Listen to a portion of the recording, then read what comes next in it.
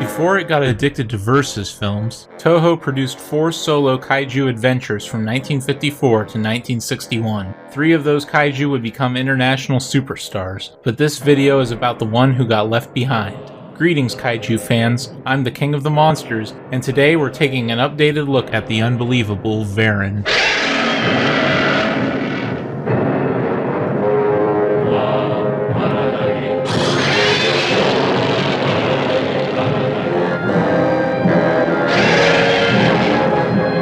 Varan debuted in a self-titled 1958 film. A Mesozoic reptile known as a varanopode, he emerged from Kitakami River and destroyed the nearby village before landing at Haneda Airport, where the JSDF killed him by tricking him into swallowing several powerful bombs. The movie was originally commissioned by an American studio as a TV movie, then was hastily transformed into a Japanese theatrical release after the studio went under. With a lower budget and generic script, it proved much less successful than its contemporaries at home and abroad. A 10-meter, 60-metric-ton youngster crossed over to the Godzilla series in Destroy All Monsters as one of the kaiju interned on Monsterland. Despite his abbreviated film career, Varan's memorable design has given him a sort of cult status among kaiju fans, and he was considered for at least 3 other roles that never came to be. Special effects director Eiji Tsuburaya initially conceived of Varan as a Godzilla Kappa hybrid, with Akira Watanabe working in the monster's ability to glide. Teizo Toshimitsu modeled Varan's head, the Yagi brothers Kanju and Yasue handled his body, and newcomer Keizo Murase created his skin, back, and claws. Murase constructed the scales on the monster's back out of peanut shells, while its spines were created from translucent tubing which was cut to size and wrapped in sheets of vinyl. The suit's eyes were similarly translucent, allowing built-in lights to shine through. Color photos of the suit showed that it was brown, while some publicity stills painted the beast green. Haruo Nakajima wore Varan's suit for most of his scenes, with Katsumi Tezuka stepping in for water scenes. Nakajima suffered his only major injury as a suit actor during filming. The truck that exploded underneath Varan badly burned his stomach. A flying prop and hand-operated puppet, or gignol, both roughly 1/2 size, were employed to portray the monster in addition to the suit. The filmmakers recycled a few shots from Godzilla, specifically of the monster's feet and tail, plus a couple of erroneous frames. Either the prop or the puppet cameoed in the 1961 Toho comedy Cheers, Mr. Awamori. In All Monsters Attack Directive, an early script for Destroy All Monsters, Varan had a larger role, fighting alongside Rodan against King Ghidorah. Unfortunately, 10 years of decay had left his suit unusable. The filmmakers were only able to salvage the gliding prop, relegating Varan to only a few brief shots. It was featured alongside the movie's other monster suits and props in many publicity stills, highlighting how small it was. To explain this size discrepancy, contemporary sources chose to scale Varan to only 10 meters in height and state that he was a juvenile. A select few later or recent sources still give that height in the 60-ton weight, but most simply give the monster the 1958 incarnation's stats. Shinichi Sekizawa's initial script for the 12th Godzilla film, titled The Return of King Ghidorah, featured Varan teaming up with Godzilla and Rodan to battle against King Ghidorah, Gigan, and the alien dragon Mogu. The villains were pawns of the evil alien brain Miko, who operated from the Godzilla Tower. Unfortunately, the lack of a usable Varan suit likely spelled his doom. Amazingly, Varan was in contention to be Godzilla's final opponent of the Heisei series. Godzilla vs. Giant Monster Varan, the first of countless story proposals for what became Godzilla vs. Destroya, featured Varan as the harbinger of the apocalypse, who would emerge to destroy the world in the year 1999. Godzilla and his adopted son were to team up and defeat him. Varan's last shot came in Shusuke Kaneko's proposal for Godzilla against Varan, Baragon, and Anguirus, giant monsters all-out attack. Here, Varan was an ancient guardian monster known as Baradaki, the White Wind monster, who joined forces with the Golden Freezing monster Anguirra and the Red-Hot monster Baragora to defend Japan against Godzilla. The 3 guardian monsters, renamed Varan, Anguirus, and Baragon by the JSDF, would confront Godzilla in Yokohama. All 3 fell, but they wounded Godzilla enough for the Gotengo to finish him off. While Toho approved Kaneko's story, they requested that he add Mothra and King Ghidorah to increase the film's marketability. Kaneko obliged, giving Varan and Anguirus the axe and retaining Baragon in a reduced role for what became Godzilla, Mothra, and King Ghidorah, Giant Monsters All-Out Attack. But Varan happened to be the all-time favorite of the film's monster designer Fuyuki Shinada, who sculpted his facial fins onto the heads of the King Ghidorah suit. Varan is a trifibian monster. He crawls along solid land with ease and can move quickly underwater while remaining submerged for an extended period of time. Most unusually, he's capable of gliding flight through the use of winged membranes between his arms and legs, much like a flying squirrel. Varan glides at a speed of up to Mach 1.5, equivalent to the Showa Rodan's flight speed. The novel Godzilla 2000 by Mark Saraceni explains that the monster floats by separating hydrogen from water and storing it in sacs along his torso. Varan's combat abilities go largely untested in the movies. In Godzilla Unleashed, his gliding abilities allow him to perform acrobatic martial arts style moves, and he bested Rodan in single combat in Godzilla Rulers of Earth.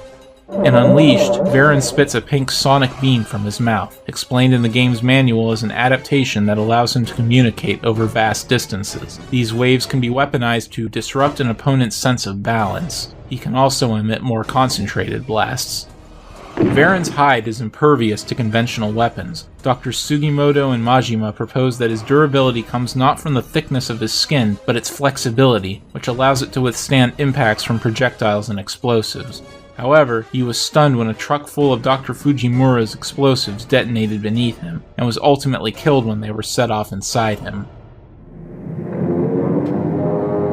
Following the discovery of a rare species of butterfly native to Siberia in the Tohoku region of Japan, Professor Sugimoto sent 2 of his students to the remote village of Iwaya to search it.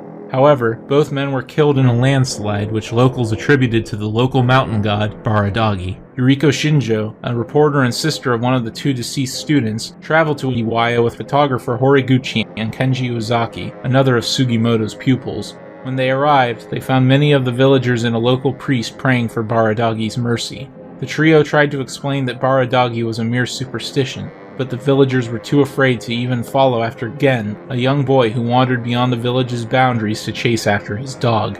Once Yuriko found him, Ozaki convinced the villagers to meet them with another round of scientific guilt-tripping.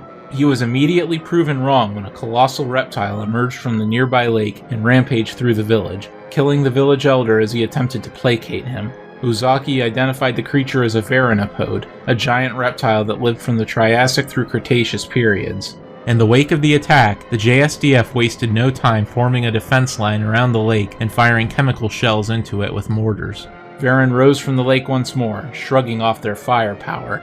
As they retreated, he chased Kenji and Yuriko into a cave, but Professor Sugimoto saved them by having nearby troops lure him away with flares. Rather than return to the lake, Varan unfurled large membranes between his limbs and glided into the distance. He splashed down in the sea and began approaching Tokyo. Air and naval units intercepted the monster, but could do nothing to halt his advance. Varan soon came ashore at Haneda Airport. As his hide was too tough to be penetrated with any known weapons, the JSDF made plans to destroy him from within instead. They tied experimental excavating explosives to flares dropped from the sky. The plan was successful as he swallowed the bombs which subsequently exploded inside him. Mortally wounded, Varan crawled back into the ocean before the final bomb exploded. At the end of the 20th century, invading aliens known as the Keylocks seized control of Monsterland and unleashed its inhabitants to level Earth's major cities. They seemed to neglect Varan, but once humanity severed the Keylocks' mind control and established a control system of their own, he and the other monsters assembled at the foot of Mount Fuji to destroy the aliens' base of operations. Varan watched from a safe distance with Baragon and Manda as Godzilla and his allies fought and eventually killed the Keylocks' trump card, King Ghidorah. After the Big G smashed the base, Varan returned to Monsterland to live out his days in peace. Varan's next 2 appearances in kaiju films were even shorter, a stock footage shot at the beginning of Godzilla Final Wars, and a skull on a monitor in Pacific Rim Uprising. He also appears for a split second in the Godzibon Season 1 finale.